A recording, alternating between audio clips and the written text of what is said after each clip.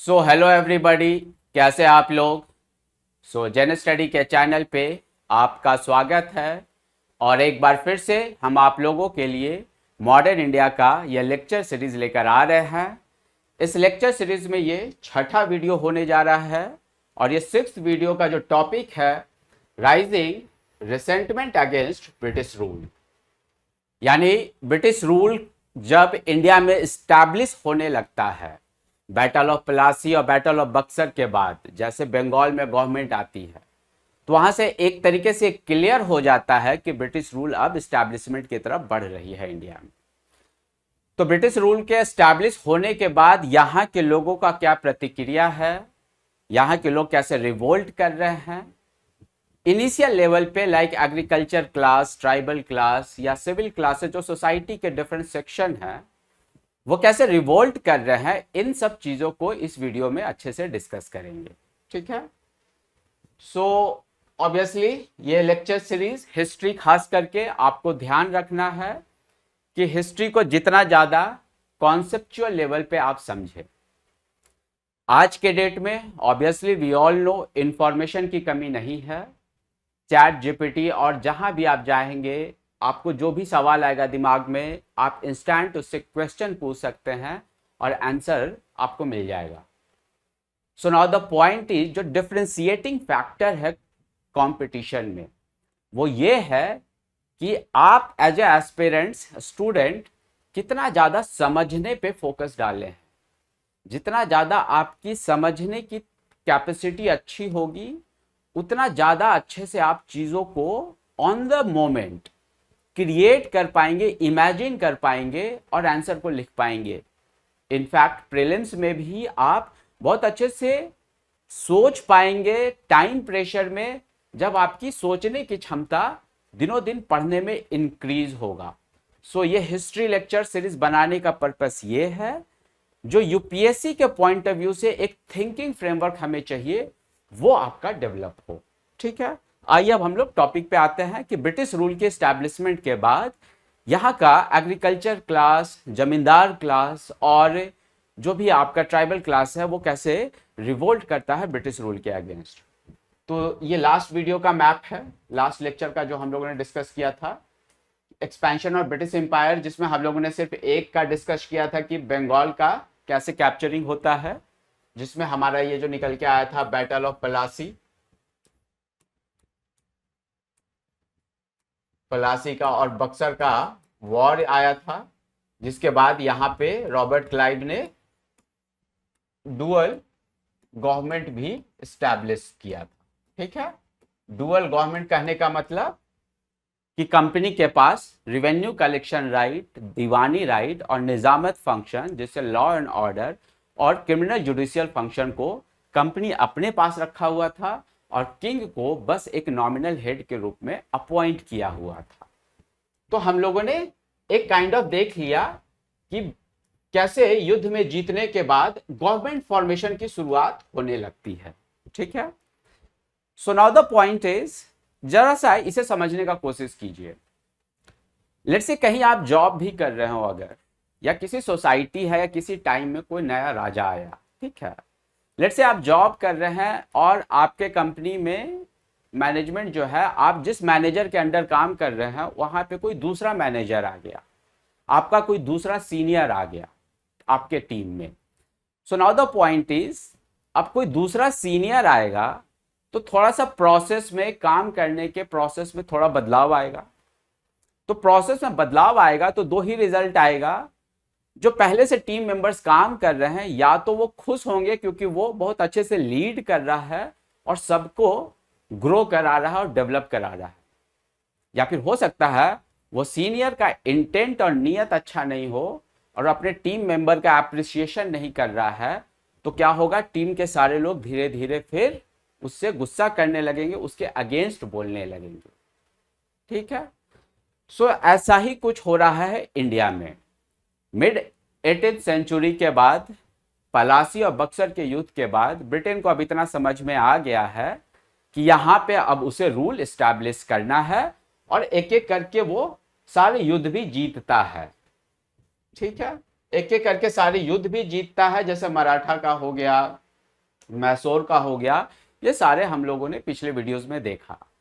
So now the British rule जब India में आया, तो ब्रिटिश रूल जब इंडिया में आया तो चीजें, व्यवस्था तो अब बदलेगी।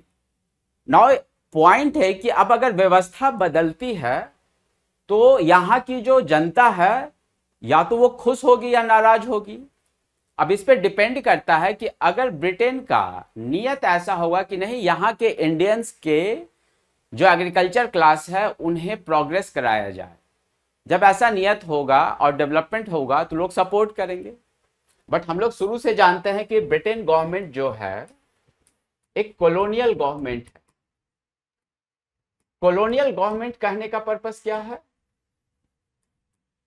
कि जितना भी पर्पस है ब्रिटेन का कि इंडिया के कंट्री को एज ए बैकएंड रिसोर्स के रूप में यूज किया जाए, as a labour class use किया जाए, और यहाँ के रिसोर्सेस को एक्सप्लॉइट करके यहाँ से प्रॉफिट कमा के अपने देश ब्रिटेन में लेकर जाए और ब्रिटेन के इकोनॉमी को जितना ज्यादा हो सके प्रॉफिट दे।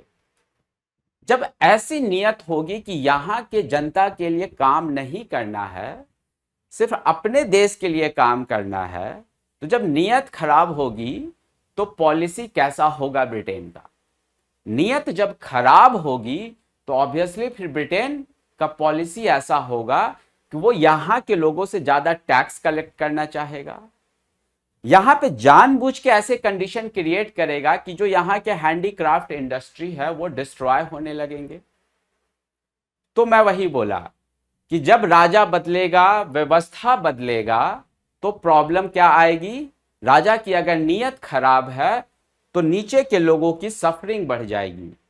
यही कारण है कि जैसे ही डुअल गवर्नमेंट आता है बंगाल में, कुछ ही सालों में यहाँ पे फेमिन जैसे कंडीशन आने लगते हैं और एग्रीकल्चर क्लास, हैंडीक्राफ्ट क्लास जो इंडस्ट्री होता है, जो आर्टिसंस होते हैं, जो इंडस्ट्रियल वर्कर होते हैं हैंडीक्राफ्ट इंडस्ट्री में, उन सब का जीवन यापन और लिवलीहुड काफी ज्यादा हैम्पर होने लगता है, जिसकी वजह से काफी ज्यादा क्राइसिस आने लगता है।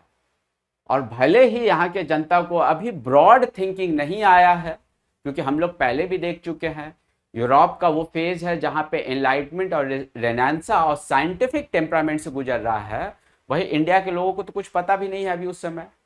तो ऑब्वियसली जब उनकी सफरिंग बढ़ेगी, एक्सप्लॉयटेशन बढ़ेगा, तो एब्रप्टली वो रिवोल्ट में उठेंगे और अपना वायलेंट प्रोटेस्ट करेंगे, कुछ भी करेंगे ताकि उनकी सफरिंग कम हो।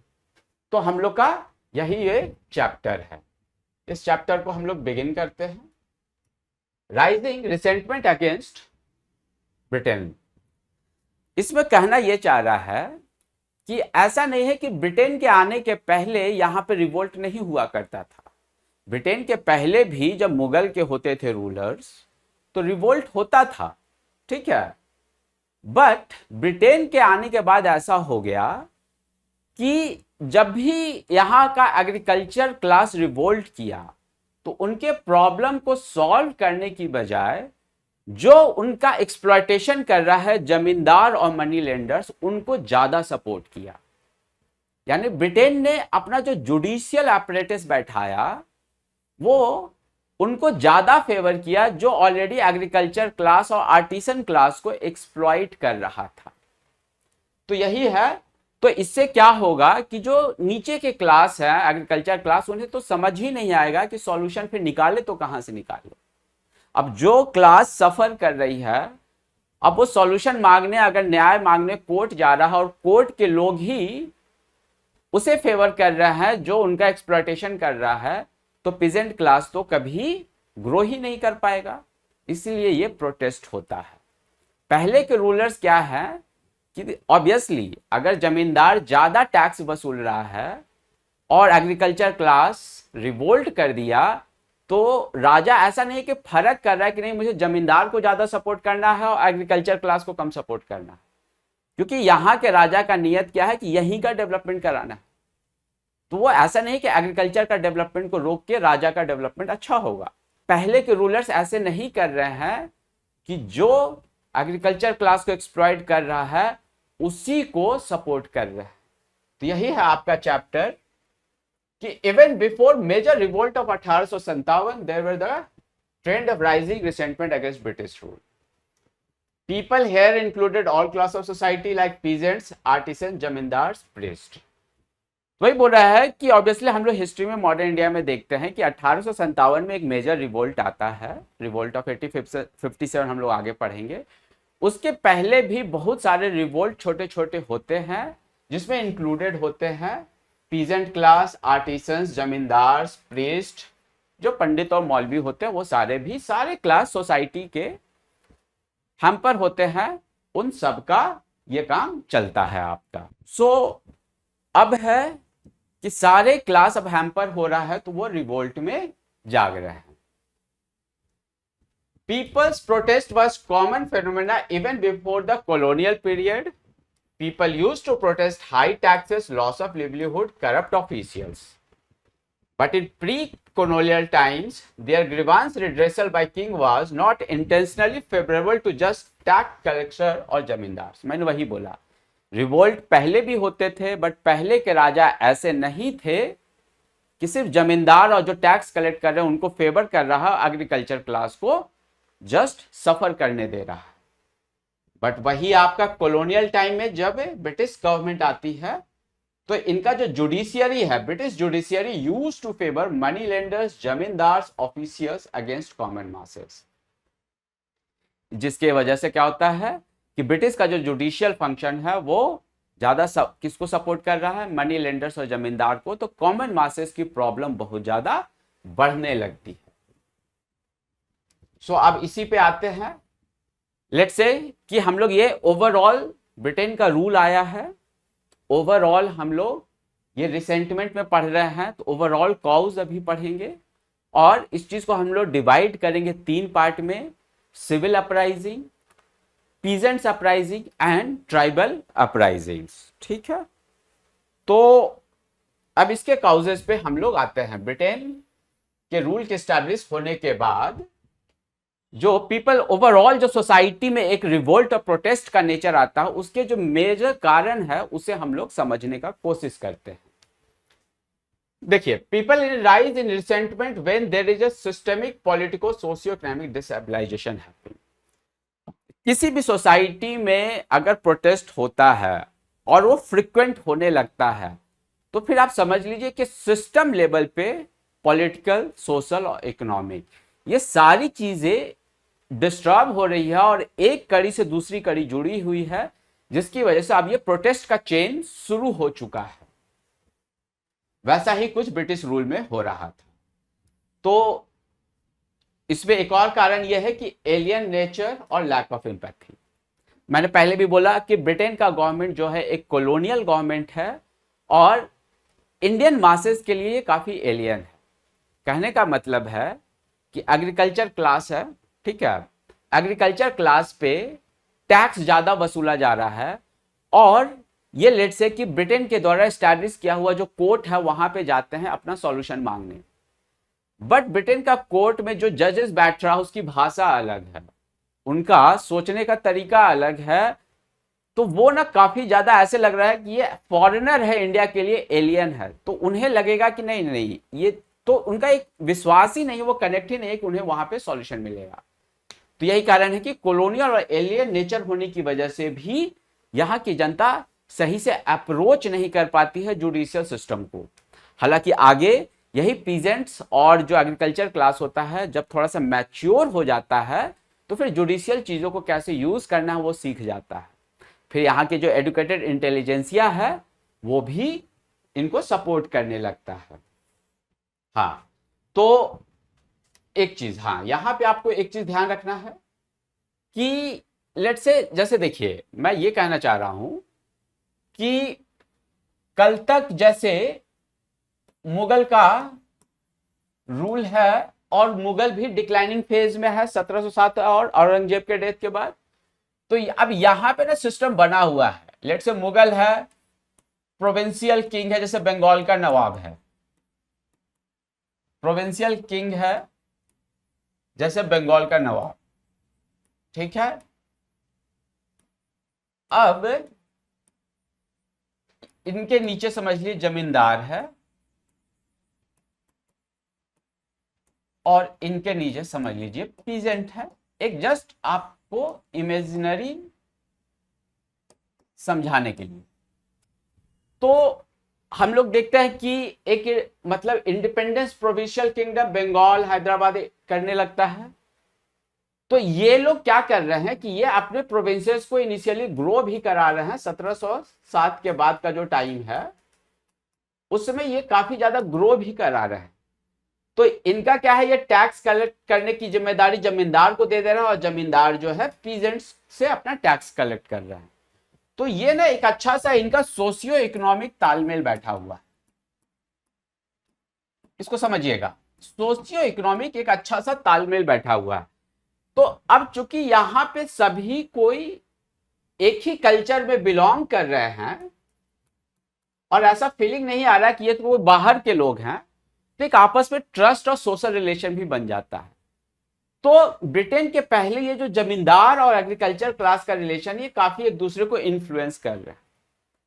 और यहां का जो से प्रोविंशियल गवर्नमेंट है वो भी कोशिश कर रहा है कि जमींदार को सपोर्ट करे ताकि यहां पे डेवलपमेंट बढ़े और एग्रीकल्चर क्लास का प्रोडक्शन बढ़े, जिसकी वजह से स्टेट को रेवेन्यू मिले। ठीक है, अब एग्रीकल्चर है अगर आपके राज्य में, तो एग्रीकल्चर अगर आपके राज्य में फ्लोरिश कर रहा है तो टैक्स कलेक्शन से रेवेन्यू जाएगा, तो यहां पे आपका किंग भी ग्रो करेगा। ठीक है, अब ये वाला जो व्यवस्था है, अब चूंकि ब्रिटेन आ रहा है तो अब ये व्यवस्था क्या हो रहा है, बदलने वाला है। तो ब्रिटेन के आने के बाद ये जो व्यवस्था है वो क्या है, सिंपल सा फंडा है। लेट्स से कि यहीं पे रखते हैं बंगाल, ठीक, जमींदार, लेट्स से पीजेंट्स, डन। अब बैटल ऑफ बक्सर के बाद इनके ऊपर ब्रिटिश कंपनी का कंट्रोल आ गया। अब ब्रिटिश कंपनी जो है कॉलोनियल है। कॉलोनियल कहने का मतलब इसे जितना ज्यादा टैक्स मिले, रेवेन्यू मिले, ताकि इसके कंपनी को प्रॉफिट हो। तो अब ये क्या कर रहा है कि यहां पे जो किंग है अब इसको पुश कर रहा है कि मुझे और टैक्स कलेक्ट करके दो, इससे काम नहीं चलेगा। अब ये वाला चीज यहां पे जा रही है, तो अब जमींदार क्या कर रहा है, ज्यादा टैक्स कलेक्ट कर रहा है। तो आप समझ रहे हो, ऊपर से एक्सप्लॉयटेशन का नियत अब आ गया। तो अब जैसे मान लिया कि यहां पे किसी समय ऐसा हो गया कि बारिश नहीं हुआ, फेमिन आ गया, तो फेमिन कहां से देगा, फेमिन कहीं से नहीं दे पाएगा, बट इनका एक्सप्लॉयटेशन बढ़ता जाएगा और इनका डिमांड बढ़ता जाएगा, क्योंकि इनका तो नेचर कॉलोनियल है और इनको इस चीज से मतलब नहीं है कि बंगाल की जनता की क्या डेवलपमेंट हो रही है। ठीक है, तो अब सोचिए कल तक जो ऊपर से नीचे तक जो ऑर्डर फ्लो कर रहा था उसमें इस बात का ध्यान रखा जा रहा था कि अगर एग्रीकल्चर क्लास ज्यादा सफर करे तो हमें कैलिब्रेट करना है, उसी हिसाब से मांगना है टैक्सेस। बट अब तो यहां पे जो ब्रिटेन का कंपनी आ गया है, अब इसका तो ऐसा कुछ है ही नहीं कि अगर यहां पे बारिश और फेमिन हो रहा है, कुछ नहीं हो रहा है, हमको उससे मतलब नहीं है, मुझे टैक्स कलेक्ट करके दो, क्योंकि मुझे प्रॉफिट कमाना है, ट्रेड करना है और इसको ब्रिटेन भेजना है। तो ये अब ऐसा सिचुएशन आ गया। तो नाउ द पॉइंट इज कि अब पीजेंट क्लास की प्रॉब्लम अगर आती भी है और ये सॉल्यूशन अपना मांगने जाते हैं बंगाल के नवाब के पास, लेट्स से इनका कोई जुडिशियल फंक्शन है, निजामत या आपका दीवानी, तो अब यहां पे ब्रिटेन जो है कॉलोनी अब इसको कंट्रोल कर रहा है। तो जुडिशियल फंक्शन अगर यहां पे कंट्रोल कर रहा है, तो एग्रीकल्चर क्लास अगर कुछ सॉल्यूशन मांगने भी जा रहा है तो क्या होगा, कोई सॉल्यूशन नहीं मिलेगा, क्योंकि पूरी की पूरी व्यवस्था टॉप लेवल से ब्रिटेन का कॉलोनियल सिस्टम उसे कैप्चर किया हुआ है। तो अब इसके पास कोई रास्ता नहीं है। अब इसके पास अगर कोई रास्ता नहीं है तो क्या करेगा, ये रिवोल्ट करेगा, ठीक है, ये रिवोल्ट करेगा। समझ में आई बात? थोड़ा सा हम लोग इसे फिर से एक बार इस इमेज पे लाएंगे। तो हम लोग कॉजेस पे आ रहे थे, तो मैं वही बोल रहा हूं कि people protest, resentment against the British क्यों शुरू हुआ? क्योंकि अब जैसे मैंने बोला हर क्लास अब सफर कर रहा है, हर क्लास सफर कर रहा है, क्योंकि अब ऊपर से जो टॉप डाउन ऑर्डर है वो कॉलोनियल मोटिव से ड्रिवन है। अब हर क्लास अगर सर्व कर रहा है, तो एग्रीकल्चर क्लास का क्या हो गया? New land revenue settlement, heavy taxation, eviction of the peasants, no surplus was left with। वही बोल रहा है कि अब ब्रिटेन का जब कॉलोनियल सिस्टम आ गया, तो लैंड रेवेन्यू टैक्स कलेक्शन करने का जो सिस्टम है अब वो बदल गया। अब टैक्स कलेक्ट करने का सिस्टम बदल गया, तो इनके पास अब प्रोडक्शन का जो सरप्लस हो रहा है किसानों के पास, वो अब बच नहीं पा रहा, वो सब ब्रिटेन ले रहा। टैक्सेशन है, अब अगर वो सही से टैक्स नहीं दे पा रहे हैं तो उनको उनके जमीन से हटा भी दे रहा है। तो ये सारी चीजें क्या है? एग्रीकल्चर की क्लास की सफरिंग को बहुत तेजी से बढ़ा रहा है। बोल रहा है increase in overall exploitation of the society with the rise of more intermediary like money lenders और टेनेंट्स। तो ब्रिटेन आता है, तो यहां पे बोल रहा है कि सोसाइटी में जो रूलर्स के बीच के और जनता के बीच में जो इंटरमीडिएटरीज जो होते हैं उन भी काफी बढ़ने लगा। लाइक मनी लेंडर्स पहले नहीं थे उस तादाद में, जैसे मनी लेंडर्स यहाँ पे बिल्ड होने लगा ब्रिटेन के आने के बाद। तो ये सारे एक्सप्लॉयटेटर्स की चेन्स बढ़ने जा रही थी, तो lower section of the society जो भी पीजेंट क्लास है उनका काफी ज्यादा सफरिंग इसके कारण से बढ़ रहा है। Expansion of the revenue administration over the tribal lands leading to the loss of tribal peoples. अब कल तक ऐसा था कि ट्राइबल्स जो जंगल में रहते थे उन्हें जनरली किंग नहीं छेड़ता था, उन्हें उनके हिसाब से रहने देता था, लेकिन ब्रिटेन को तो था कि जितना ज्यादा रिसोर्स कलेक्ट कर सको करो। तो वो क्या करता है, जंगल में भी जाके एग्रीकल्चर और जो फॉरेस्ट के कलेक्शंस हैं उन सब के हिसाब से रूल बनाने लगता है, और ट्राइबल पीपल का भी लाइफ को डिस्टर्ब करता है। तो ये हो गया क्या, एक पार्ट। अब देखिए इसी में आता है promotion of the British manufactured goods, heavy duty and the industries, export, especially export duties to the devastation of इतना, destruction of the indigenous industry leading to the migration of worker from the industry to agriculture।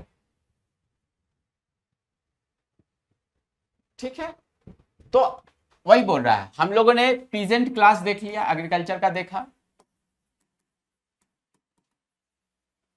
Society में agriculture और tribal class का exploitation क्यों बढ़ा? क्योंकि उनसे revenue ज्यादा मांगा जा रहा है और सपोर्ट नहीं किया जा रहा है। सिमिलरली यहां पे समझ लीजिए एक डी इंडस्ट्रियलाइजेशन प्रोसेस भी बिगिन हो जाता है, इसको समझिएगा। डी इंडस्ट्रियलाइजेशन कहने का मतलब है कि इंडिया में जो भी इंडस्ट्रियल प्रोसेस में थे वो क्या थे? हैंडीक्राफ्ट इंडस्ट्रीज, जिसमें काम जो कर रहे हैं वो कौन है? आर्टिसंस। तो हैंडीक्राफ्ट इंडस्ट्रीज कहने का मतलब क्या? हाथों से बनाना, जैसे सिल्क क्लॉथ हो गया, कॉटन क्लॉथ हो गया, ये सब हाथों से बनाया हुआ, ठीक है। इन पे बहुत ज्यादा नक्काशी का काम किया हुआ है और इस तरीके का इंडस्ट्री था। और जो भी है कुछ मेटल यूटेंसिल्स भी है, तो जो हाथों से जितना काम किया जा सके उस तरीके का। ब्रिटेन का क्या है कि हम लोगों ने देखा कि एनलाइटमेंट के बाद ब्रिटेन में कहीं ना कहीं 1750 के बाद और 1780 के बाद इंडस्ट्रियलाइजेशन पीक पे होता है। इंडस्ट्रियलाइजेशन पीक पे होता है, तो ब्रिटेन में इंडस्ट्रियलाइजेशन पीक पे होता है। तो इन लोग क्या करता है, ये समझ लीजिए ब्रिटेन का पार्ट है और ये समझ लीजिए इंडिया का पार्ट है। ये पीक पे है, ये क्या कर रहा है, मैन्युफैक्चर्ड प्रोडक्ट को, जो मैन्युफैक्चर्ड गुड है इनका मशीन वाला, इसे अब इंडियन मार्केट में डंप कर रहा है और पैसे कमा रहा है इंडियन कस्टमर्स को बेच के। अब चूंकि रूल इनका ब्रिटेन का आ चुका है यहां पे, तो ये क्या है, इनका मैन्युफैक्चर्ड गुड, और इंडिया का अभी भी क्या है, हैंडमेड गुड। ठीक, तो ये करते क्या है, ये हैंडमेड गुड का जो एक्सपोर्ट है उस पर ज्यादा ड्यूटी लगा देते हैं, यानी यहां की इंडस्ट्री को पूरी तरीके से तोड़ देना है। तो एक तो पहला है यहां का हैंडीक्राफ्ट इंडस्ट्री को यहां पे तोड़ दिया, इनके एक्सपोर्ट को होने ही नहीं दे रहा है, जिसकी वजह से क्या हो जा रहा है, इनका इनकम घट जा रहा है। और एक चीज मैं दिखाता हूं, मतलब कहने का मतलब है कि जो यहां पे प्रोटेस्ट फ्रीक्वेंट आने लगता है उसका वजह यह है कि कॉलोनियल माइंडसेट की वजह से एक तो पहले एग्रीकल्चर और ट्राइबल क्लास को डिस्टर्ब किया जाता है, दूसरा जो इंडस्ट्रियल क्लास है, जो इंडस्ट्रियल वर्कर है, जैसे handicraft industry, artisans and workers, उनको भी बड़ा स्किलफुली डिस्टर्ब किया गया। एक तो उनका एक्सपोर्ट पे ज्यादा ड्यूटी लगा दिया और इंडियन मार्केट में खुद ब्रिटेन का मैन्युफैक्चर्ड प्रोडक्ट को डंप करने लगा और पैसा कमाने लगा। दूसरा चीज है, इस हायरार्की को समझिएगा जो मैंने आपको बोला। लेट से बंगाल का नवाब है, यहां पे जमींदार है, लोकल चीफ, यहां पे लेट से पीजेंट्स है। डन। एक चीज अब यहीं पे चलिए, इसको हम लोग आर्टिसंस अब एक क्लास यहां पे रखते हैं जो आपका हैंडीक्राफ्ट इंडस्ट्री में काम कर रहा है। डन।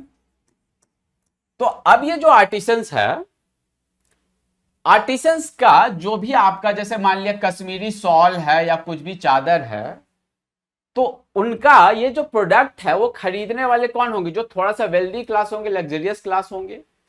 तो इनका प्रोडक्ट जो खरीदता था वो जमींदार और लोकल चीफ्स खरीदते थे, या जो रूलर के पास भी चीफ्स हैं, नोबल्स हैं, वो भी खरीदते थे। लेकिन अब यहां पे कौन आ गया, इनको ऊपर से डिस्टर्ब करने के लिए ब्रिटेन का लोग। तो जब इनकी प्रॉब्लम बढ़ी, अब इनकी भी लाइफ खराब हो रही है, इनकी भी लाइफ खराब हो रही है, तो इनका कोई खरीदार नहीं है, तो इनकी भी जीवन खराब होगी। तो जब इनकी भी लिवलीहुड और कमाने का जरिया खत्म होगा तो ये क्या होंगे, परेशान होंगे, फिर ये भी प्रोटेस्ट में जागेंगे।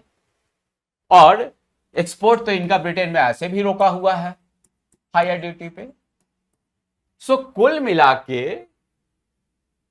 ये जो रिसेंटमेंट आया ब्रिटिश के अगेंस्ट, वो क्यों आया, क्योंकि यहां पे एक तो एलियन नेचर होने की वजह से इनके अंदर कोई एम्पैथी नहीं है, और यहां का agriculture class, tribal class, industrial class, social level पे भी इंटरफेरेंस है, इन सब चीजों पे इंटरफेरेंस। अब एक चीज और है, interference in the socio religious customs and tradition. So मैंने पहले भी बोला आपको कि ब्रिटेन का एक अपना जो भी है, लाइक वो जब भी यहाँ पे ट्रेड करने के पॉइंट ऑफ से आते हैं और फिर अपना ट्रेड इस्टेब्लिश करते हैं, तो उनका एक अपना रिलीजियस है, सोशल और कल्चरल और फिलोसफिकल कॉन्सेप्ट है, तो उसके अकॉर्डिंगली वो यहाँ बदलाव लाते हैं। सो ऑब्वियसली कि जैसे मैंने आपको बताया था कि एक्सपेंशन ऑफ ब्रिटिश रूल में, जैसे व्हाइट मेंस बर्डन आपको बताया था कि इनलाइटमेंट आने की वजह से यूरोप में नए आइडियाज आए, like rule of law, natural justice, society में विमेंस के राइट नहीं बट सोसाइटी में इक्वालिटी होना चाहिए, गलत प्रैक्टिसेस नहीं होना चाहिए। तो इन सब चीजों के लिए यूरोप को लगा, ब्रिटेन को लगा कि वो पहले दुनिया से पहले समझ गए हैं और वो ज्यादा कल्चरली अभी एडवांस हो गए। ठीक, तो ये वो इनको ये लगता है कि हमें पूरी दुनिया के रेसेस जो बैकवर्ड रह गई है उन्हें जाके थोड़ा बदलना है, उन्हें मॉडर्न आइडियाज के हिसाब से ढालना है। तो ये जहां भी अपनी कॉलोनी बनाया वहां की सोसाइटी पे भी चेंजेस लाए। तो यहां पे जैसे ये लाइक चाइल्ड मैरिज, सती, इन सब चीजों को प्रोहिबिट किए। तो child marriage, Sati, obviously child marriage is not the good thing. Sati practice जो भी हो रही है कि लाइक किंग के मरने के बाद जो उसकी वाइफ है उसके चिता के साथ जल जा रही है, तो ये प्रैक्टिसेस अच्छी नहीं थी, ये ह्यूमैनिटी के अगेंस्ट थी। तो अपने भी सोसाइटी में प्रॉब्लम्स थी, और एनलाइटमेंट के आइडियाज की वजह से और अपना एक रेशियल सुपीरियरिटी की, व्हाइट मेंस बर्डन के कॉन्सेप्ट की वजह से ब्रिटेन के लोग सोसाइटी में बदलाव भी ला रहे हैं। बट यहां के लोग अभी तो व्यवस्था जो बदला है उन्हें तो समझ ही नहीं आ रहा है। तो जैसे ही यहाँ के लोगों का व्यवस्था बदलता है, ये सब जब चेंजेस लाता है, तो यहाँ के लोगों को ये फील होने लगता है कि ब्रिटेन जो है पूरी की पूरी मेरी कल्चर को ही ध्वस्त कर देगा। वही बोल रहा है क्रिश्चियन मिशनरी, और जो भी आते हैं क्रिश्चियन मिशनरीज बाहर के, हमने देखा था पोर्टुगीज का जो क्रिश्चियन मिशनरी होता है वो एकदम एग्रेसिव तरीके से क्रिश्चियन को स्प्रेड करना चाहता है यहाँ पे, तो वो भी एक पार्ट होता है।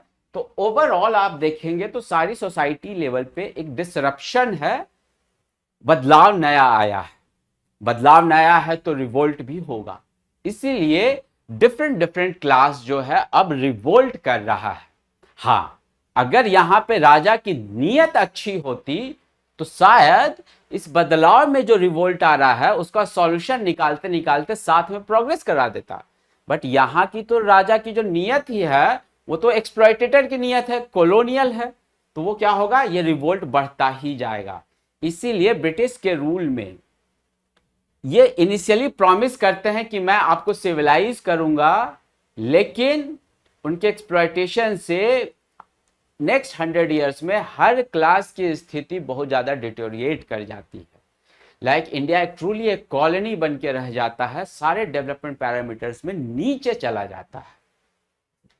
वही हम लोग आते हैं कि people's resistance could be broadly categorize into civil, tribal, peasants. ठीक है, इसे हम लोग एक एक करके ब्रीफली डिस्कस करके बेसिक क्रक्स पीपल रेजिस्टेंस जो ब्रिटिश रूल में आया उसका मैंने आपको समझा दिया। अब इसे हम लोग आगे चलते हैं। हम लोग नेक्स्ट आने वाले समय में पढ़ेंगे जैसे मिलिट्री लेवल पे जो रेजिस्टेंस आता है वो रिवोल्ट ऑफ 1857 है, क्योंकि अब ब्रिटिश के रूल के आने की वजह से डिसरप्शन तो हो गया है, अब हर जगह रिवोल्ट होगा। मैंने आपको जैसे ये वाला जी पॉइंट बोला कि सोसाइटी के बैड प्रैक्टिसेस को रोकता है तो यहाँ के लोग हड़बड़ाते हैं, तो आगे यहाँ का जो थिंकर होगा वो राइज करके यहाँ पे सोशियो रिलीजियस रिफॉर्म लेके आएगा। ओके, और ऐसे मिलिट्री रिवोल्ट 1857 का हम लोग देखेंगे। अब हम लोग आगे बढ़ते हैं सिविल अपराइजिंग। तो अब जैसे देखिए, These groups include everything which was not related to military. Civil uprising का मतलब ये जो है, सिविल अपराइजिंग में उसे इंक्लूड किया जा रहा है जो मिलिट्री से रिलेटेड नहीं है। इसमें मेनली आपका जो है वो है कि ब्रिटेन का रूल अभी नया नया स्टैब्लिश हो रहा है, तो इनिशियल जो पावर होल्डर क्लास है जैसे जमींदार, लोकल चीफ्स या कुछ नोबल्स हैं, तो इनका जो नया नया पावर जा रहा है ये इनिशियल इनका रिवोल्ट है। तो सिविल अपराइजिंग में जनरली जमींदार और पावर होल्डर क्लास का रिवोल्ट है जिसे हम लोग देखते हैं। अब ये देखिए, this uprisings are mainly led by the power holding class like traditional officers, deposed native rulers, zamindars, landlords, poligars होते हैं साउथ इंडिया में zamindar type, ex official of the conquered kingdoms, religious leaders, pandit maulvi, उनका भी डिसरप्शन होता है, वो सारी चीजें हैं। तो मैं वही बोल रहा हूं कि कॉन्सेप्ट जो मैंने शुरू में समझाया प्रोटेस्ट होने का, डिसरप्शन का, व्यवस्था बदलती है। अब आप समझ लीजिए कि पहले जो सिविल अपराइजिंग है, लेट्स से जमींदार लोग अब आपस में नेक्सस बना के रिवोल्ट करना चाह रहे हैं, तो अब कोई भी बंदा रिवोल्ट करेगा तो उसके सपोर्ट में मास खड़ा होगी तभी तो रिवोल्ट कर पाएगा। जमींदार अकेले तो जाकर नहीं ब्रिटिश ऑफिसर से लड़ लेगा। सो अब यहां पे समझिए, आपको अगर व्यवस्था याद है तो जमींदार रिवोल्ट करेगा तो किसका सपोर्ट लेगा, आर्टिसंस का, पीजेंट क्लास का, रिलीजियस लीडर्स का। इनको समझाएगा कि नहीं ब्रिटेन का रूल गड़बड़ है, मेरा सपोर्ट करो, ब्रिटेन को हम लोग भगाते हैं। इसी तरीके से होगा तभी ये रिवोल्ट हो पाएगा। तो वही बोल रहा है सिविल अपराइजिंग में, under colonial rule there was rapid change in the economy, revenue administration, power dynamics of the society had changed a lot, zamindars and polygars had lost their control over the land, even in power rank zamindars were now removed by the moneylenders and merchants। वही बोल रहा है कि जमींदार का भी नया नया पावर गया है, जो रैंक होता था इनका वो भी पीछे चला गया, क्योंकि ब्रिटेन तो पूरा का पूरा ट्रेडर और मर्चेंट की तरह सोच रहा है, उसे तो बिजनेस बनाना है, कंपनी का प्रॉफिट बढ़ाना है। तो जो पहले जमींदार का ओहदा हुआ करता था, ब्रिटेन के आने की वजह से उनका ओहदा इतना नीचे चला जाता है कि उनके ऊपर जो मर्चेंट्स होते हैं, मनी लेंडर्स होते हैं, उनका दबदबा बढ़ जाता है। तो ये सारी चीजें क्या करता है, जमींदार के प्राइड को हर्ट कर रहा है। अब हम लोग जैसे देखते हैं कि social relations and livelihood are structured around power system. Similar things happen to the priestly class. Okay. तो हम लोग इस पे आते हैं. ठीक है, इस चीज को मैं समझाता हूं. ये वाला हमें तो याद है कि लेट से ये बंगाल का नवाब है, जमींदार है. ठीक है, यहां पे पीजेंट्स हैं, ये समझ लीजिए आर्टिसंस हैं, ये समझ लीजिए प्रिस्ट क्लास है, पंडित और मौलवी. ठीक है, ये ब्रिटेन डिस्टर्ब कर दिया. तो ब्रिटेन जब आया तो अब जिस तरीके से डिस्टर्ब कर रहा है, तो जमींदार का अब वो पहले वाला पावर है नहीं. जमींदार का जब पहले वाला पावर नहीं है, इनफैक्ट इससे ज्यादा पावर अभी मनी लेंडर्स और मर्चेंट्स का है. ठीक है, मनी लेंडर्स और मर्चेंट्स का है. तो जमींदार का अगर पावर है नहीं और इसको ब्रिटेन के अगेंस्ट रिवोल्ट करना है तो कैसे करेगा? तो अब पीजेंट्स क्लास पहले जो टैक्स कलेक्ट करता था, अभी किसानों का स्थिति बद से बदतर हो रहा है, तो जमींदार इनको अपने सपोर्ट में लेगा, तो ये पूरा पीजेंट क्लास भी इन्हें सपोर्ट करेगा उनके गांव में. इन पे जो डिपेंडेंट थे आर्टिसंस, आर्टिसंस कहने का मतलब क्या है? हैंडीक्राफ्ट इंडस्ट्री में जिसने अपना जो भी है कपड़ा बनाया, सिल्क वर्क किया, तो वो जो भेजते थे जमींदार को, अब वो खरीद नहीं पा रहे, तो इनका भी कमाई रुक गया है. तो ये भी आप क्या करते हैं, नेचुरली इन्हें सपोर्ट करने लगेंगे. ऐसी सोसाइटी में जो भी प्रीस्ट का काम है, पंडित का काम है, मौलवीज का काम है, जो ब्राह्मण क्लास का एक अपना अर्निंग होता था रिचुअल्स के थ्रू, उनका भी main point of source of income जो होता था वो जमींदार के थ्रू होता था. तो इन सब का सोर्स ऑफ इनकम हैम्पर होता है और जमींदार का पावर हैम्पर होता है, इसका भी सोर्स ऑफ इनकम हैम्पर होता है. तो ये प्रोटेस्ट में राइज करता है सिविल अपराइजिंग, जिसके सपोर्ट में आर्टिसंस, पीजेंट्स, प्रीस्ट क्लास आते हैं और ये ब्रिटेन को करता है. तो ये पहला जो सिविल अपराइजिंग क्या है, सिविल अपराइजिंग मेनली उन लोगों का है जो जमींदार्स हैं, लैंड होल्डर्स क्लास हैं, थोड़ा पावर होल्डर्स क्लास हैं, जो अभी अभी ऑफिशियल क्लास से निकाले गए हैं, या कोई छोटा राजा है जिसे हटाया गया, और वो सपोर्ट कहां से ले रहे हैं? तो जो पहले का व्यवस्था है उन लोगों से. तो सिविल अपराइजिंग का हम लोग का वही देख लिए. तो सिविल अपराइजिंग में सारी चीज वही है कि social relations and livelihood are structured around the power system. तो मैंने आपको बोला था सोशल रिलेशन एंड लिवलीहुड, इनका सोशल रिलेशन जमींदार के अराउंड सिस्टमेटाइज है, इनकम है और जो भी हायरार्की है वो डिस्टर्ब हो जाता है. ऐसे similar thing happened with the priestly class like pandit and maulvis, their income was also dependent on the chiefly class. तो ये सारे लोग मिलकर प्रोटेस्ट करते हैं. नाउ द पॉइंट है कि nature of the civil uprising, जो जमींदार का नेचर होता है वो क्या होता है? तो सिंपल सा फंडा है कि जमींदार का जो नेचर है प्रोटेस्ट का, इनका कारण समझिए. ये कारण क्या था? इनका पावर अब पहले जैसा नहीं है, तो इनका कुछ ऐसा फॉरवर्ड थिंकिंग नहीं होता कि आगे चल के समाज बेहतर बनाना है. इनका बस बेसिक मुद्दा यह होता है कि पहले जैसी जो व्यवस्था थी, जिसमें जो जमींदारों की पावर थी, जैसे वो टैक्स कलेक्ट करता था, बस वो लौट जाए और उनका सिक्योर हो जाए. यही है इनका nature. This uprisings mainly represented local conditions and issues and this are mostly backward looking and wanted to restore the old order. ये बैकवर्ड लुकिंग था, कुछ भी नई व्यवस्था को स्थापित करना है ये नहीं था इनमें. ठीक है, आते हैं पीजेंट स्ट्रगल में. एक चीज याद रखिएगा, जब भी आपका, मैंने आपको क्या बोला, ये जो प्रोटेस्ट हो रहे हैं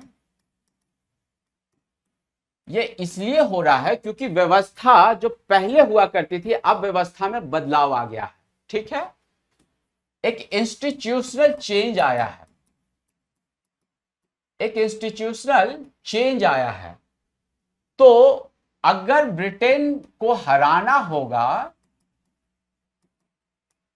तो आपको एक बेहतर इंस्टीट्यूशन बनाना होगा, तभी आप मूवमेंट लीड कर पाएंगे, मासेस लॉन्ग टर्म लेवल पे सपोर्ट कर पाएंगे.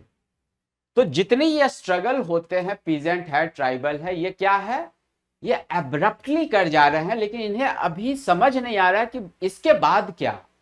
यही कारण है कि ये हारते हैं और आगे चल के यही स्ट्रगल फिर धीरे धीरे जब लर्निंग में एक्युमुलेट होता है तो फिर आपका ये आता है नेशनलिज्म की फीलिंग। फिर यहाँ के थिंकर्स और पॉलिटिकल लीडर्स जब यूनाइट होते हैं और समझते हैं कि कैसा अगला हिंदुस्तान बनाना है, तब जाके वो नेशनल मूवमेंट में सक्सेस आता है, जो हम लोग आगे पढ़ेंगे नेशनलिज्म में। ठीक है, अभी आ जाते हैं पीजेंट मूवमेंट। बाकी सारे जो भी है हम लोग यहाँ पे बहुत ज्यादा एग्जाम्पल नहीं डिस्कस कर रहे हैं। एग्जाम्पल्स आपको स्पेक्ट्रम के बुक में पढ़ेंगे तो छोटे छोटे हैं, आपको बेसिक कॉन्सेप्ट याद रहेगा, तो बाकी सबका ईयर्स याद रखना है आपको थोड़ा बहुत, या फिर एग्जाम में थोड़ा सा आप कॉमन सेंस लगाएंगे तो वो हो जाएगा, या टेस्ट सीरीज में उसे आप डील कीजिएगा। बेसिकली आपको कॉन्सेप्ट समझना है। पीजेंट मूवमेंट्स, तो पीजेंट मूवमेंट तो सिंपल है। लेट्स से कि इनिशियली अब जैसे जो भी है, मान लिया कि जैसे हम लोग बोले ये बंगाल का नवाब है, जमींदार है और ये पीजेंट है, डन। तो भले पुराने जमींदार को हटाए या किसी को भी लेके आएगा, होगा तो वो जमींदार क्लास ही रिवेन्यू कलेक्ट करेगा। तो ब्रिटेन, तो पीजेंट का प्रोटेस्ट एग्रीकल्चर क्लास का प्रोटेस्ट क्यों है? क्योंकि बहुत ज्यादा रिवेन्यू कलेक्ट किया जा रहा है, उनको उनके जमीन से हटा दिया जा रहा है, उनका कोई डेवलपमेंट नहीं हो रहा है, उसी वजह से हो रहा है। तो peasant uprisings were protest evictions, increasing in the rent of the land, money lenders, greedy ways and other. These revolts were guided by the local leaders, example of such revolt। तो पीजेंट का बस simple सा फंडा है कि इनका tax बढ़ जा रहा है, exploitation by the money lenders बढ़ जा रहा है और ये प्रॉब्लम बढ़ते जा रहा है। तो इसमें कुछ इंपॉर्टेंट है, जैसे पागलपंथी रिवोल्ट है, फराजी रिवोल्ट है, मोपला रिवोल्ट है। तो ये सारी चीजें आप जस्ट इनका छोटा छोटा पैराग्राफ है जिसे आप स्पेक्ट्रम बुक में कर सकते हैं। कॉन्सेप्ट्स आपको बेसिकली यहाँ समझना है। फिर पीजेंट्स का थोड़ा सा इन्वॉल्वमेंट, रिवोल्ट ऑफ 1857 जब हम लोग आगे देखते हैं तो पीजेंट्स का रिवोल्ट होता है। Like peasants at some place like western Uttar Pradesh supported local feudal lords against British. जब रिवोल्ट ऑफ 1857 होता है तो जमींदार लोग भी इनिशियली रिवोल्ट करते हैं, सोल्जर क्लास भी रिवोल्ट करते हैं, तो वहां पे जो है एग्रीकल्चर क्लास सपोर्ट करता है। ठीक है, बट वही होता है कि 1857 जब मतलब रिवोल्ट को जब ब्रिटेन दबा देता है तो उसके बाद जब इंडिया में रूल करता है तो वो जनरली वो जमींदार क्लास और पावर क्लास को सपोर्ट करके ही रूल बैठाता है। तो उस समय फिर वो जमींदार से सफर ही करते हैं पीजेंट क्लास, जिसे हम लोग रिवोल्ट ऑफ 1857 में पढ़ेंगे। तो ये हमारा हो गया पीजेंट मूवमेंट। एक है आपका मतलब पीजेंट मूवमेंट में एक फेमस एग्जांपल है इंडिगो रिवोल्ट का। तो इंडिगो रिवोल्ट जो है आपका 1859 में होता है। इंडिगो रिवोल्ट है, इंडिगो एक डाई है, ठीक है, नीले कलर का है, जो कि कपड़ों को डाई के लिए यूज होता है। और चूंकि उस समय ब्रिटेन में आपका कॉटन क्लॉथ्स और मैन्युफैक्चर्ड गुड्स जो होता है, मशीन के थ्रू जो क्लॉथ्स बन रहे हैं वो काफी हाई लेवल प्रोडक्शन हो रहा है, तो इंडिगो को वो यूज करने के लिए यहाँ पे प्रोडक्शन कराते हैं। तो indigo was dye used for the European cotton textile industry. Peasants were forced to cultivate indigo on their land place. हाँ, तो यहाँ पे यूरोपियन जो प्लांटर्स होते हैं उनका एडमिनिस्ट्रेशन का सपोर्ट होता है, तो यहाँ के किसानों को फोर्स किया जाता है कि in spite of their normal crops आप यहाँ पर ये इंडिगो को ग्रो कराएंगे। ठीक है, तो वो इंडिगो को फिर ग्रो कराते हैं एंड ऑब्वियसली इंडिगो से उनका कमाई भी अच्छा नहीं होता है और जो यूरोपियन प्लांटर्स होते हैं उन्हें सही दाम भी नहीं दे रहे होते हैं। तो वही 1859 में क्या होता है, Indigo cultivator decided to protest planters and decided to stop cultivators and getting further into any contracts। तो वही आपका इंडिगो प्लांटर्स क्या करते हैं, डिसाइड करते हैं कि अब इंडिगो नहीं उपजाना है और रिवोल्ट करना है उनके अगेंस्ट। और जनरली होता ये था कि मतलब जो प्लांटर्स होते हैं वो एडवांस में पे कर देते थे आपका कल्टिवेटर्स को, तो एक तो कमाई कम हो रही है तो वो दे भी नहीं पा रहे हैं, तो वो डेब्ट ट्रैप में चले जाते हैं और वो कभी निकल नहीं पाते हैं, तो उनके पास कोई सिचुएशन नहीं होता है, वो प्रोटेस्ट में उठ जाते हैं। हाँ, बट 1859 आते आते इंडिया में भी एक इंटेलिजेंसिया क्लास ग्रो करने लगती है तो भाई यहाँ पे बंगाली जो इंटेलिजेंस और इंटेलेक्चुअल क्लास होते हैं वो इंडिगो कल्टीवेटर्स को सपोर्ट करते हैं। उसी में एक प्ले है नील दर्पण, दीन बंधु मित्रा, वो दर्पण नील दर्पण प्ले में इंडिगो कल्टीवेटर्स का जो प्रॉब्लम है उसे दर्शाया जाता है। हाँ, सो ऑब्वियसली हाँ, मैंने आपको पहले ही बोला कि अभी भी कल्टीवेटर्स जो क्लासेस है एग्रीकल्चर क्लास, इन्हें इतना नहीं पता है कि इनका असली जो एक्सप्लॉइटर वो ब्रिटेन है। इन्हें जो इमीडिएटली दिख रहा है लाइक प्लांटर्स है, तो वो उनके अगेंस्ट रिवोल्ट करते हैं इस तरीके से। तो ये हो गया आपका एक इंडिगो रिवोल्ट। ठीक है, अब आते हैं हम लोग ट्राइबल पे आ गए। तो हम लोग ने सिविल अपराइजिंग जमींदार का देख लिया, पीजेंट्स क्लास का देख लिया, अब ट्राइबल्स का देखते हैं, ट्राइबल रिवोल्ट्स। तो देखिए ट्राइबल रिवोल्ट्स में आपको यह ध्यान रखना है कि ट्राइबल्स वो होते हैं जो जंगल में रहते हैं। ठीक है, उनका अपना कल्चर होता है, उनका जैसे वो शिफ्टिंग कल्टीवेशन जो बोलते हैं, झूम कल्टीवेशन, वो कहीं पे भी रैंडम घास काटते हैं, वहां पे फसल उपजाते हैं, खाते हैं, फिर शिफ्ट कर जाते हैं। तो उनका एक अपना रहने का तरीका है, कल्चरल स्टाइल है। तो ट्राइबल्स का क्या करता है कि tribal people had a strong attachment with their lands, forest and culture. This attachment got disturbed by the land settlement and rules introduced by the British. तो मैंने बोला कि ट्राइबल्स का अपने फॉरेस्ट के अंदर रहते हैं, सेपरेट रहते हैं नॉर्मल कम्युनिटी से, और उनका एक अपना तरीका होता है जीने का। लेकिन ब्रिटेन क्या करता है, उनके लैंड यूज पॉलिसी को ही डिस्टर्ब कर देता है, क्योंकि ब्रिटेन को क्या चाहिए, जितना हो सके यहां के हर रिसोर्स से कमाना है। तो British interrupted land use policy and ownership the tribals. So agriculture was also extended in settled form in the tribal land, and there was the inflow of outsiders in this area. Outsiders like merchant, moneylenders, and now moneylenders were now allowed to enter the tribal colony. तो वही बोल रहा है कि Britain का क्या है, जैसे ब्रिटेन को है कि यहाँ पे रूल एस्टैब्लिश किया, ट्राइबल क्लास है जो फॉरेस्ट में अपने कल्चर में अपने हिसाब से रह रहा है। लेकिन ब्रिटेन को अगर इफेक्टिवली वहां से रेवेन्यू निकालना है तो वहां पे सबसे पहले क्या चेंज करेगा, सबसे पहले लैंड यूज पॉलिसी बनाएगा। कहने का मतलब एक छोटा सा एग्जांपल कि अगर आप शिफ्टिंग कल्टीवेशन के थ्रू आप लैंड रिसोर्स बर्बाद कर रहे हैं तो ब्रिटेन क्या करेगा, उसको रोक देगा। तो वही बोलता है कि वहां पे लैंड यूज पॉलिसी और एग्रीकल्चर को इंट्रोड्यूस कर देता है। एग्रीकल्चर क्या होता है, एक सेटल्ड प्रैक्टिस होता है, अपने जमीन पे आप बार बार उपजाते हैं। ट्राइबल्स क्या करते हैं, एक जमीन पे उपजाएगा, उसे बर्न करेगा, फिर आगे चला जाएगा। तो लैंड यूज पॉलिसी वहां पे पहले सेटल करता है, वहां एग्रीकल्चर इंट्रोड्यूस करता है। अब चूंकि एग्रीकल्चर आप ट्राइबल के फॉरेस्ट में इंक्लूड करेंगे तो फिर जो इकोनॉमी की और व्यवस्था है, मनी लेंडर्स, मर्चेंट्स, वो भी ट्राइबल के कल्चर में इंक्लूड होने लगते हैं। तो ट्राइबल का जो एक अपना है कि लोगों से अलग रह रहे हैं, वो चीज डिस्टर्ब होने लगता है, जिसकी वजह से ट्राइबल का जो भी कम्युनिटी है वो रिवोल्ट करने लगता है। वही बोल रहा है कि this also lead to the exploitation of the tribals by police, traders and money lenders. यहीं पे आप समझिए, British needed more timber to support their industrial activity for shippings and railways. Britain का उस समय इंडस्ट्रियल एक्टिविटी जो भी 1857 के बाद बढ़ रहा है, आपका रेलवे का उस समय जल्दी से स्टैब्लिशमेंट करना है, शिपिंग इंडस्ट्री बढ़ाना है, तो उसके लिए उसे लकड़ी की जरूरत बहुत है, और वो कहाँ मिलेगा, जंगल में मिलेगा। तो वही वो फॉरेस्ट में रिजर्व फॉरेस्ट बना देता है, जहां पे ट्राइबल भी उस फॉरेस्ट के फॉरेस्ट प्रोड्यूस को यूज नहीं कर सकते हैं, ताकि ब्रिटेन उसे अपने तरीके से यूज करे और अपनी इंडस्ट्री को बढ़ावा दे सके। सो वही बोल रहा है कि government further restricted the use of timber and forest resource bye tribals bye setting up the reserve forest.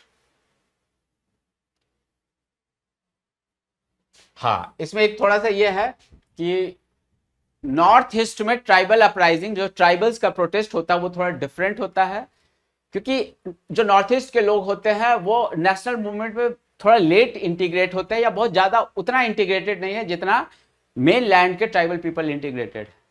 तो फ्रॉम द बिगिनिंग जो नॉर्थ ईस्ट के ट्राइबल्स लोग होते हैं, उनको वहां की बस अपनी प्रोविंशियल ऑटोनोमी चाहिए होती है। इधर के जो मेनलैंड के ट्राइबल्स होते हैं, उनका मेन पर्पस क्या होता है कि कितना ज्यादा उनको अपने रिसोर्स को बचाना है, अपने कल्चर को और अपने आइडेंटिटी को बचाना है। अब आते हैं हम लोगों ने को नेचर ऑफ ट्राइबल मूवमेंट्स। तो हमने ट्राइबल मूवमेंट देखा कि ब्रिटेन जो है अब ट्राइबल फॉरेस्ट में उनके कल्चर और आइडेंटिटी को थोड़ा सा डिस्टर्ब कर रहा है, डिस्ट्रॉय कर रहा है, वहां पे सेटल्ड प्रैक्टिस इंट्रोड्यूस कर रहा है। तो यहाँ पे जो ट्राइबल मूवमेंट होगा, क्योंकि ट्राइबल को सबसे ज्यादा किस चीज से प्रेम है, अपने आइडेंटिटी और अपने कल्चर से। तो यहाँ पे जनरली वही होता है कि ट्राइबल्स में जितने मूवमेंट आते हैं, यहाँ के इनके बीच में कोई एक मसीहा टाइप फिगर, एक गॉड लाइक फिगर, मतलब जो सबसे अच्छा रिवोल्ट है, एडवेंचरस आदमी है, वो राइज करता है, लोगों को प्रॉमिस करता है कि वो उनके राइट्स को बचाएगा, कल्चर को बचाएगा, आइडेंटिटी को बचाएगा, और सब लोग उसको सपोर्ट करते हैं। वो फिर ब्रिटेन के इंस्टीट्यूशन के अगेंस्ट रिवोल्ट करता है, प्रोटेस्ट करता है। वही बोला, their movement were mainly led by मसीहा like local figures with promise of restoring their cultural rights. These figures were mostly centered around their tribal identity. They fight against all such things, those were eroding the traditional culture and socio-economic way of life. They fought against the alien rule, merchants, money lenders, as these were the method of government to penetrate in their existing life. They wanted to preserve their ownership of land borders.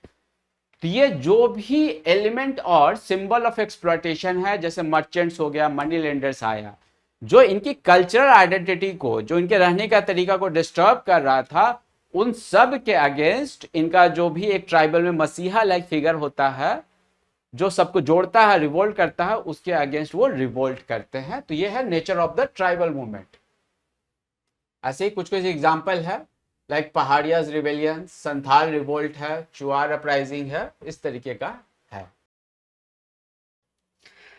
थोड़ा सा चूंकि अभी हम लोग मतलब इसको timeline पे रख रहे हैं, बट चीजें जैसे जैसे हम लोग नेशनलिज्म की तरफ बढ़ेंगे, तो हम लोग हर सेक्शन का एक एनालिसिस टाइम स्केल पे देखेंगे कि 1857 की पहली चीजें क्या थी, 1857 से 1920 तक चीजें क्या थी, और 1920 के बाद चीजें क्या थी। ठीक है, तो चूंकि पीजेंट रिवोल्ट है, पीजेंट रिवोल्ट समझिए सबसे पहले शुरू होगा, ये लास्ट तक चलेगा, इसका एक अपना ट्रेंड होगा।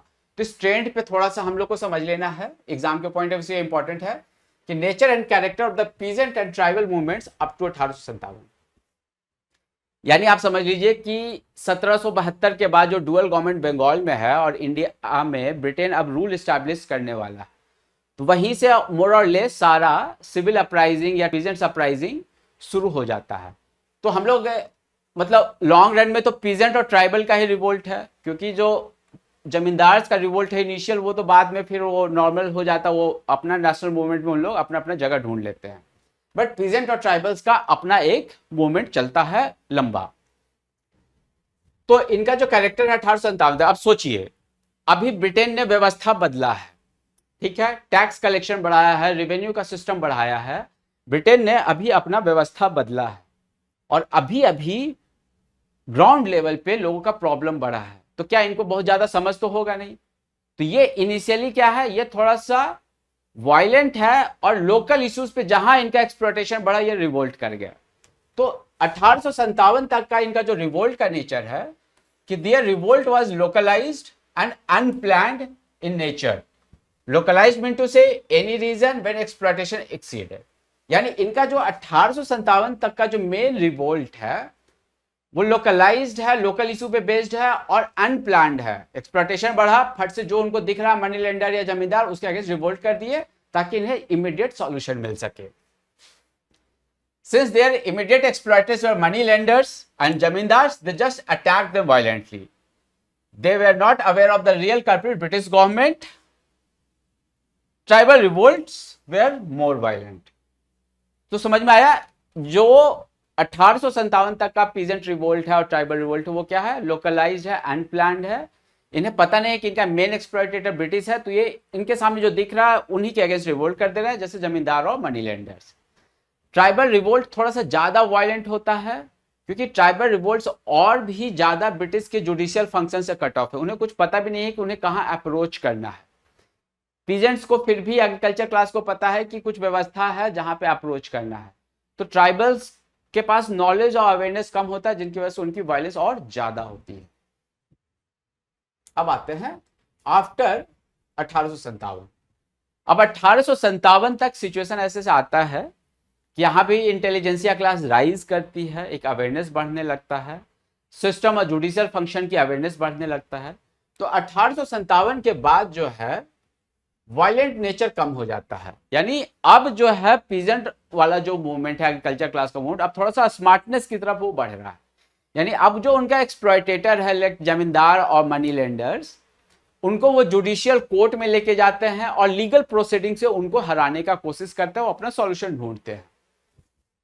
Peasants now started to bring money lenders and zamindars in judicial court. Legal methods are now being commonly used. Peaceful sit-ins and dharna were organized to protest against exploitation. Social boycott of the landlords and money lenders were carried out, like refusal of the service by barbers, washermen, carpenters. अब है कि violent protest ना होने की बजाय वो लोग क्या कर रहे हैं, पीसफुल, जैसे आप जो जमींदार या मनी लेंडर है तो उन्हीं के समाज में बैठा हुआ है, तो अब ये क्या कर रहे हैं, अब ये जुडिशियल और लीगल प्रोसेस का ज्यादा हेल्प ले रहे हैं पीजेंट रिवोल्ट में। अब जरूरत पड़ रहा है तो उन्हें सोशल बॉयकॉट कर रहा है। लेट्स से कि जमींदार और मनी लेंडर्स उनके आसपास है, तो जो उनको सर्विस देने वाला है, कपड़ा धोने वाला है, नाई जो बाल काट रहा है बार्बर, उन सब क्या कर रहे हैं, बॉयकॉट कर दे रहे हैं, उन्हें सर्विस ही नहीं दे रहे हैं। यानी जमींदार और मनी लेंडर्स को अलग तरीके से कमजोर किया जा रहा है बॉयकॉट करके। और हाँ, burning of the record maintenance एक मेजर फेनोमेना होता है 1857 के बाद जो होता है, क्योंकि मनी लेंडर्स जो क्या करते हैं या जमींदार जो क्या करते हैं कि लेट से किसी को मनी दिए, लेंड किए, लोन दिए और उसका रिकॉर्ड मेंटेन किए, और पीजेंट जो है अगर वो लोन का रिपेमेंट नहीं कर पाया तो वही मनी लेंडर क्या करता है, उनका जमीन हड़प लेता है। तो पीजेंट्स के दिमाग में रहता है कि अच्छा ये तो रिकॉर्ड इन लोग मेंटेन कर रहा है, तो उस चीज को फिर वो निकाल लेते हैं। तो burning of the land records उस समय का एक मेजर फिनोमेना है, लैंड रिकॉर्ड्स को काफी ज्यादा ये बर्न करते हैं। तो ये आपका उसके बाद है। फिर पार्टिसिपेशन ऑफ इंटेलिजेंसिया, हम लोगों ने देखा था इंडिगो रिवोल्ट कैसे, जैसे राइटर्स हैं, जैसे नील दर्पण एक प्ले है जिसमें वो डिस्प्ले करता है इंडिगो के कल्टिवेटर्स का जो प्रॉब्लम है उस चीज को। तो इस तरीके से इंटेलिजेंट क्लास का भी पार्टिसिपेशन आया था। तो 1857 के बाद like burning of the land records, peaceful sittings, धरना और बॉयकॉट करना, जुडिशियल प्रोसीडिंग्स के थ्रू जाना और इंटेलिजेंट क्लास भी आके इनको मूवमेंट को थोड़ा सा डायरेक्शन देना, ये 1857 के बाद है पीजेंट और ट्राइबल मूवमेंट का नेचर। 1920, अब जैसे हम लोग देखते हैं कि 1857 और 1885 आते आते फिर नेशनलिज्म इंडिया में आने लगता है 1880 या 85 के बाद। तो इंडिया में नेशनलिज्म में सब जुड़ने लगते हैं, तो वो एक ऑर्गेनाइजेशन के रूप में ग्रो कर जाता है। तो 1920 तक आते आते जो पीजेंट क्लास है, ट्राइबल क्लास है, इनकी भी अवेकनिंग बढ़ जाती है। अब ये अपने आप को ऑर्गेनाइज करने लगते हैं स्मॉल ग्रुप्स में, पॉलिटिकल ग्रुप्स में, जो कि किसान सभा करके आता है। तो आगे चल के बहुत सारा किसान सभा आता है। Level of awakening among peasantry improved and they started to form group and organisation like Kisan Sabha, UP Kisan Sabha, Awadh Kisan Sabha, Eka movement. Later they got integrated into the main national movement। ठीक है, तो यानी ये फिर क्या करते हैं, ये किसान सभा बनाने लगते हैं और किसान सभा जो होता है, जो मेन नेशनल मूवमेंट होता है, उसमें जाके इंटीग्रेट होने लगते हैं। क्योंकि नेशनल मूवमेंट क्या है, अपना एक मास मूवमेंट है जहां पे सारे लोग यूनाइट होते हैं ब्रिटिश रूल के अगेंस्ट। तो ये हमारा था peasant and tribal movement, peasant and tribal protest, civil uprising. ये ब्रिटिश रूल के एस्टैब्लिश होने के बाद होता है। और इस चीज का हमें सिग्निफिकेंस क्या है, क्योंकि हम लोग अब देख चुके हैं कि ब्रिटिश का रूल एस्टैब्लिश हो गया है। अब इसे आप कैसे हटाएंगे तभी यहाँ की डेवलपमेंट होगी, क्योंकि ब्रिटिश रूल तो सिंपल एक कॉलोनियल रूल है। तो इसको हटाने के लिए फिर क्या करना पड़ेगा, रिवोल्ट करना पड़ेगा। तो पीजेंट और ट्राइबल मूवमेंट का जो सिग्निफिकेंस है कि this revolt establish the tradition of a struggle against the British rule. मतलब ये एक तरीके से इस स्ट्रगल का ट्रेडिशन कोई सेट करता, तो पीजेंट और ट्राइबल्स मूवमेंट जो है वो स्ट्रगल का ट्रेडिशन सेट करते हैं, जो आगे चल के फिर आपका नेशनल मूवमेंट में काम आता है। They had laid the foundation of the revolt of 1857, they powered Indian freedom struggle again. ये एक स्ट्रगल का ट्रेडिशन सेट करते हैं, यही आगे आपका 1857 के रिवोल्ट का एक फाउंडेशन बिल्ड करता है, और ये फ्रीडम स्ट्रगल को भी पावर्ड करता है ब्रिटिश रूल के अगेंस्ट। तो हम लोगों ने ये देख लिया आपका पीजेंट एंड ट्राइबल मूवमेंट। सो आपने देखा हमारा ये जो मॉडर्न इंडिया का चल रहा है, जैसे मैंने हमेशा आपको बताया कि मॉडर्न इंडिया में क्या है, एक फेज कि कैसे यूरोपियंस यहाँ पे ट्रेड करने के लिए आते हैं और यहाँ के लोगों के पॉलिटिकल फाइट में इन्वॉल्व होते हैं, और धीरे धीरे ब्रिटेन विक्टोरियस बनता है और ब्रिटेन जो है अपना रूल इस्टेब्लिश करने लगता है। ब्रिटेन अपना रूल स्टैब्लिश कर लेता है। सेकेंड पार्ट क्या है, तो सेकेंड पार्ट में ब्रिटेन जब अपना रूल स्टैब्लिश कर देगा तो ब्रिटेन का रूल कैसा है, ब्रिटेन का रूल एक्सप्लॉयटेटिव है, तो यहां के लोगों का रिस्पॉन्स क्या है। तो ये second part of the concept का जो हम बात करते हैं, second lens of the history की जो बात करते हैं, उसमें ये वही पार्ट है जिसमें आज हम लोग पहला बार देख रहे हैं कि यहाँ के मासेस का रिस्पॉन्स क्या है। यहाँ के मासेस का रिस्पॉन्स में हम लोग एग्रीकल्चर क्लास और आर्टिसंस और हैंडीक्राफ्ट इंडस्ट्री के जो लोग हैं उनका रिस्पॉन्स क्या है, इनिशियली जमींदार का रिस्पॉन्स क्या है। तो ये सारा चीज हम लोगों ने आज देखा। यानी अब आगे जो हिस्ट्री चलेगी वो क्या है, अब आगे हिस्ट्री चलेगी कि ब्रिटिश का रूल एस्टैब्लिश हो गया, ब्रिटिश का कॉलोनियल नेचर डिस्कवर होगा, ब्रिटिश के रूल से यहाँ के लोगों का क्या क्या प्रॉब्लम हो रहा है और यहाँ के लोग कैसे समझ रहे हैं, रिवोल्ट कर रहे हैं, ऑर्गेनाइज हो रहे हैं, आपस में जुड़ रहे हैं, फिर आगे नेशनलिज्म हो रहा है। तो अब ब्रिटिश रूल के अगेंस्ट का जो रिस्पॉन्स है, अब हम लोग उस पार्ट ऑफ द हिस्ट्री में इंटर कर रहे हैं। तो ये था आज आपका पीजेंट स्ट्रगल वाला टॉपिक। इसमें आपको मेनली जो मैं बार बार वो चीज बताया हूं कि सोसाइटी कैसे बदल जाती है, सोसाइटी कैसे बदल जाती है। लेट्स से ये बंगाल नवाब है, ये जमींदार है, ये पीजेंट है, ये आर्टिसंस है, ये समझ लीजिए प्रीस्ट क्लास है, और इन सब के ऊपर जैसे ब्रिटेन है, ये कॉलोनियल सिस्टम लेके आ रहा है। अब ये सारी चीजें हैं, अब यहीं पे मनी लेंडर्स और मर्चेंट क्लास इंक्लूड हो रहा है। तो अब ये सारी व्यवस्था एक एक्सप्लॉयटेटिव बन जाती है जिसकी वजह से ये रिवोल्ट होता है। बंगाल क्या कर रहा है, ये टैक्स ज्यादा मांग रहा है, जमींदार टैक्स मांग रहा है, इससे ज्यादा ये दे नहीं पा रहा है, प्रीस्ट्री क्लास का इनकम घट जा रहा है, वर्कर्स का इनकम घट जा रहा है। अब इन सब का अगर इनकम नहीं हो रहा है और इन्हें टैक्स देना है तो ये कहां जाएंगे, ये जाएंगे लोन लेंगे मनी लेंडर से। बट इसका क्या गारंटी है कि अगला सीजन में ये फिर लोन चुका देंगे, क्योंकि ये हर बार तो सिचुएशन खराब हो रहा है, क्योंकि ऊपर से तो कुछ भी अच्छा पॉलिसी बनाया नहीं जा रहा है जिससे इनका कुछ डेवलपमेंट होगा। तो मनी लेंडर का लोन बढ़ते जा रहा है, बढ़ते जा रहा है, और जैसे ही मनी लेंडर का लोन बढ़ते जा रहा है, बढ़ते जा रहा है, तो क्या कर रहा है, ये फिर से जाके मनी लेंडर इनका जमीन ले रहा है। ज्यादा टैक्स नहीं दे पा रहा है तो कभी जमींदार इनका जमीन ले रहा है, हटा दे रहा है। और ये अगर जाते भी है जुडिशियरी के पास तो वो इतना एलियन है, इतना फॉरेनर है कि इन्हें समझ में नहीं आ रहा है। इन सारी चीजों से सिचुएशन ऐसा बनता है कि इनके पास जब कोई सॉल्यूशन नहीं है तो ये क्या करेंगे, ये रिवोल्ट करते हैं, और यही रिवोल्ट का सिलसिला शुरू हो जाता है।